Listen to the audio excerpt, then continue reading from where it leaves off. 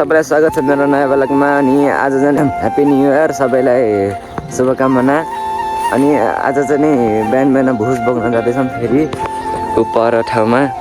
अनि यता चाहिँ यी दिदी र बुढी आउला खान् भुस बोक्न। अनि आज चाहिँ यहाँ मसँग छ। अनि आज सकिजान्छ नि है, सकिजान्छ आज भुस बोकेर, सकिजान्छ के छ र साडी ए 40-50 बोरा त होला त्यही त भने एक टिपमा त्यही लगभग 100 बोरा जति भनौँ। हेर्न सक्नुहुन्छ भुस यति छ। अनि अलि पछि फेरि झन् 2वटा ट्र्याक्टर आउने हो भुस लिएर। अनि अब चाहिँ यहाँ के भन्छन् बोरामा भरिया छैन, अनि बोरामा भर्ने हो। गाईजना बोरा जाने हामीसँग थोरै थियो, अहिले यी बोरा भरिसक्यो। अझै छ यत्रो उहाँ ऊ यो अनि मानिस। अनि फेरि घरबाट फेरि बोरा लिएर आउने। नयाँ वर्षको दिन पनि यस्तो काम गर्नु परिरह।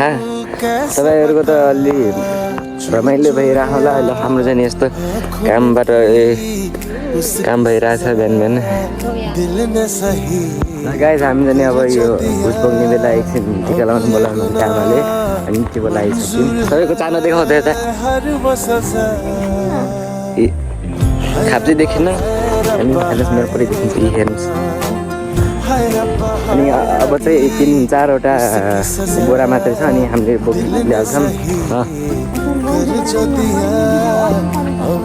राम्रो कसले पुरैले फाल्ने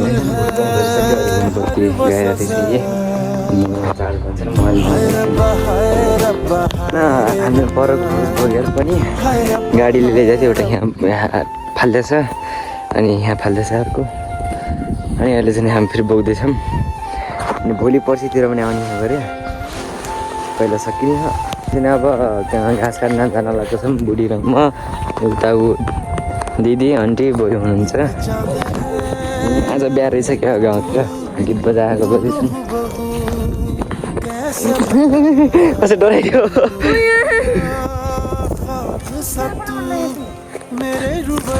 ल भुस बोकेर अनि यता काम यो घाँस काट्ने काममा छौँ।